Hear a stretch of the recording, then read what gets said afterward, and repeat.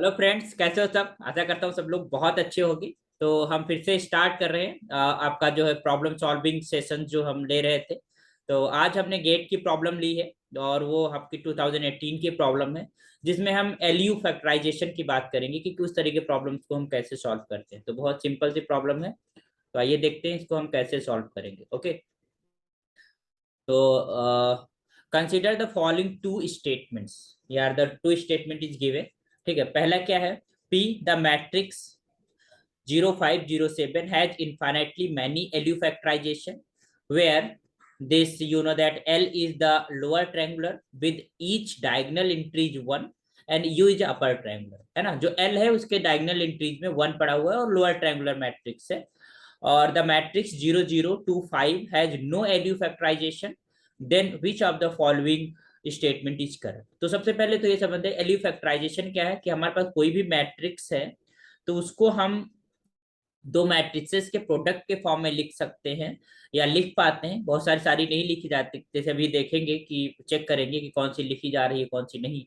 But इसको अगर हम इस तरीके से लिखें कि L L is the matrix liver triangular matrix, इसके डायगोनल एंट्रीज में हमारे पास 1 पड़ा हो और यू जो है वो अपर ट्रायंगुलर मैट्रिक्स है ना। तो यहाँ पर यही क्वेश्चन है कि हमारे पास पी में भी एक मैट्रिक्स दी हुई है, उसको देखना है कि एलयू फैक्टराइजेशंस कितने बनते हैं, क्या यूनिक बनेगा या फिर इनफाइनाइट बनेगा या कुछ नहीं बनेगा, ये चेक करना है। और यही चीज हमारे पास क्यू स्टेटमेंट के अंदर भी हमें चेक करना है। तो आइए जरा देखते हैं इसका सोल्यूशन कैसे लिखते हैं। तो पहले तो हम स्टेटमेंट पी की तरफ जाते हैं, उसको देखते हैं कि वो ट्रू है या फिर फॉल्स, और उसी के ऊपर भी ऑप्शंस बने हुए हैं। तो हम जस्ट टेकिंग जो फर्स्ट है A, let A is just equal to, first हमारे पास क्या था, 05 एंड 07, ये हमारे पास ए था। और इसको हम एल यू के बराबर मान लेते हैं, है ना। This is your is equal to L into U. और यहाँ पर हम एल यू को हम वाइसली जो है डिफाइन करेंगे, where we can just take here where this L is just equal to, you know that कि ये 2 by 2 मैट्रिक्स है। तो यहाँ पर हमें डायगोनल में भरना है और यहाँ 0 रहेगा, ये डायगोनल में 1 भर दिया। तो यहाँ वाला जो एलिमेंट है इसको हमने लिया ए 2 1, है ना, क्योंकि सेकंड रो में है और फर्स्ट कॉलम में है। तो दिस इज योर L21। और U जो हमने लिया, this is your upper triangular. तो U11 U12 0 रहेगा यहाँ पर, U22। ओके, तो अब हमको देखने इन जो U और L और U को फाइंड करना है, देखना है ये इनफाइनाइटली आ रहा है या यूनिक आ रहा है या फिर कोई एग्जिस्ट ही नहीं करेगा, यही चीजें हमें चेक करनी है। तो अगर हम एल और यू की बात करें, इनका प्रोडक्ट ले लेते हैं। तो we just take the product of this 1 0, L of 2 1 and 1, and this is product of this U11 U12 and 0 of U22। Okay, तो इसको अगर हम प्रोडक्ट करेंगे तो क्या आ जाएगा तुम्हारे पास, this is multiplied to this, you get U11, this is multiplied to this, you get U12, and when you multiply this second row with the first one, so you get U11 L21, and then your L21 U12 and plus of U22. Okay, this is the product of these things, and this thing I'm just taken is equal to A, and A तुम्हारे पास क्या है, that is equals to 0507। तो यहाँ से तुमको क्या मिलेगा, अगर हम इक्वेट कर दें, हम मैट्रिसेस को इक्वेट करें तो करस्पॉन्डिंग जो एलिमेंट्स हैं वो इक्वल होते हैं। तो U11 तुम्हारे पास आ जाएगा 0, U12 जो है वो तुम्हारे पास आ जाएगा 5, और U11 L21 is just equal to 0। ठीक है, और we already know that U11 is 0, तो obviously you don't have idea about L21, है ना, यहाँ से। ठीक है, यहाँ you know that since this L again you know that already कि L U11 जो है वो 0 है, तो L21 के बारे में कुछ नहीं कह सकते। अब आते हैं second last one, this is L21 U12 and plus का U22 is just equal to 7। Okay, this is given 7। L21 you don't know, L12 के बारे में हम अभी निकाल चुके हैं, this is your 5, you can write 5 here, U22 and that is equals to 7. So this implies what? U22 is just equal to 7 minus का 5 times of L21. इसका मतलब ये है कि हमारे पास जो U22 है वो डिपेंड करता है कि L21 पे, L21 क्या है उसके अकॉर्डिंग U22 आएगा। तो अगर हमने कहा है अगर हमने कहा कि this L21 is just equal to general के कोई भी रियल नंबर हमने ले लिया, तो यू कैन से जो U22 होगा वो तुम्हारे पास हो जाएगा 7 - 5 टाइम्स ऑफ के। तो अब हमारे पास अगर हम बात करें L की, तो L तुम्हारे पास क्या हो जाएगा? दैट इज इक्वल टू 1 0, और यहाँ पर हमने के रखा तो दिस इज और के, और ये 1 हो गया। ठीक है। और अगर हम U की बात करें तो you know that U11 is 0 and U12 is 5 and your 0 यहाँ पर तो 0 ही है, और U22 is 7 - 5 of K। तो हम देख रहे हैं कि हम K अगर कोई भी रियल नंबर रखते चले जाएंगे तो यहाँ पर L और U हमारे पास इनफाइनाइट मिल जाएंगे। ठीक है।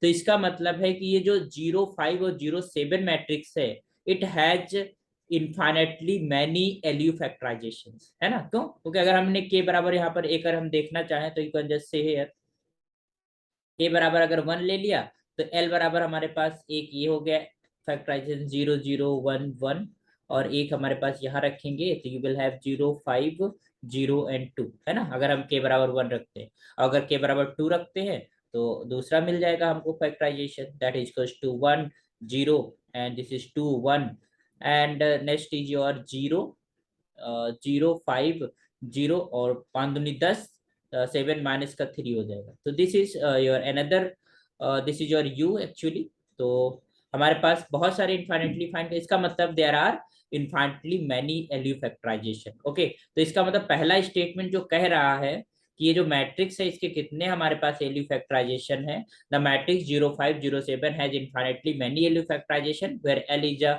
Lower triangular with each diagonal entry is 1 and u is upper triangular। तो इसका मतलब ये स्टेटमेंट कैसा है? ट्रू स्टेटमेंट है। क्यों? क्योंकि इनफाइनाइटली हमको एलयू फैक्टराइजेशन मिलेगी। Let us check about the second statement Q.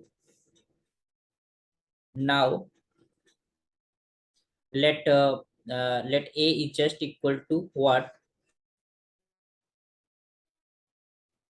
0 0 2 5, है ना? यही है 0 0 2 5, यही थी हमारे पास।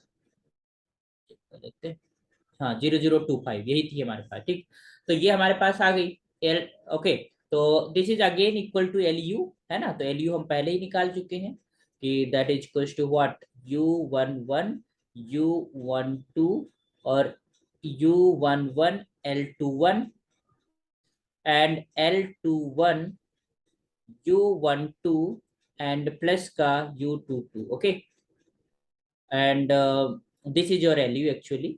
तो हम यहाँ से अगर कंपेयर करेंगे तो U11 इज 0 एंड U12 जो है वो भी तुम्हारे पास 0 है, एंड U11 एंड L21 ये भी 0, ये 2 आ गया, और यहाँ पर जो दूसरा बनेगा that is your L21 U12 and plus का U22 and that is equal to 5, that is equal to 5।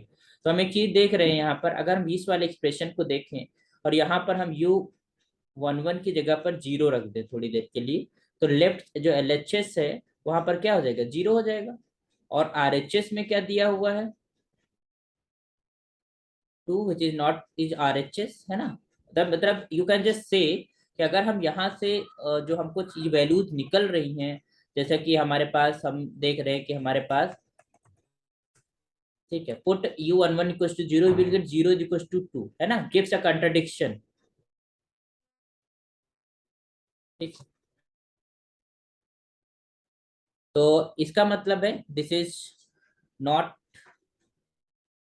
Correct, या कह सकते हो कि कंट्राडिक्शन है, हमारा कंट्राडिक्ट हो जा रही चीजें कि हमारे पास U11 तो 0 ही आ रहा है, बट यहाँ पर 0 is not equal to 2, you know that. तो यहाँ पर हमारे पास चीजें फॉल्ट हो जा रही है, यहाँ पर हमारे पास गलत हो जा रहा है ये चीजें। तो इसका मतलब है कि there is no LU factorization, मतलब एलयू फैक्टराइजेशन एग्जिस्ट ही नहीं करेगा। क्यों? क्योंकि कंट्राडिक्ट कर रही चीजें, है ना? 0 2 के इक्वल होता ही नहीं है, तो नॉट इक्वल टू 2, और यहाँ पर हम कह रहे हैं कि 0 इक्वल टू 2 है, तो ये चीज गलत है। तो इसका मतलब है कि ऐसे कोई सच इस मैट्रिक्स के लिए एलियो फैक्टराइजेशन एग्जिस्ट नहीं करेगा, और नहीं करेगा तो इसका मतलब क्या हुआ, या कंट्राडिक्ट समझ में आ रहा है ना कि हमारे पास यहाँ पर ए, इसको हम इधर बोल रहे हैं this is equal to zero, और ये चीज इसको फॉलो नहीं करती। अगर यहाँ पर जीरो रखते तो zero is not equal to we know that, है ना। तो इसका मतलब है यहाँ पर चीजें गलत हो जा रही हैं, और गलत हो रही, कंट्राडिक्ट कर रही हैं। इसका मतलब है कि हमारे पास कोई ऐसी सच मैट्रिक्स एग्जिस्ट नहीं करेंगी एल और यू जो एलयू फैक्टराइजेशन करते हो। तो इसका मतलब a matrix 0025 has no LU factorization, then which of the following statement correct। तो इसका मतलब है ये क्यों भी हमारे पास स्टेटमेंट कैसा है, करेक्ट स्टेटमेंट है। तो अब देख लेना है, यहाँ पर आंसर देख लो, P is true and Q is false, both P and Q are true. P भी हमारे पास ट्रू था और Q भी ट्रू था, तो ये चीजें हमने देख ली। P is a false and Q is true, both P and Q are false. तो पहला ये बी वाला ऑप्शन हमारे पास करेक्ट हो गया। तो इस तरीके से हमें देखना होता है कि उसका एलयू फैक्टराइजेशन कैसा है। ओके, तो इसी तरीके से प्रॉब्लम्स और सॉल्यूशंस के लिए, बाकी हायर मैथमेटिक्स के लिए, अब चैनल को सब्सक्राइब कर दीजिए और शेयर करिए और लोगों के साथ। हम ऐसे ही रिकॉर्ड करते रहेंगे हायर मैथमेटिक्स को। Thank you so much.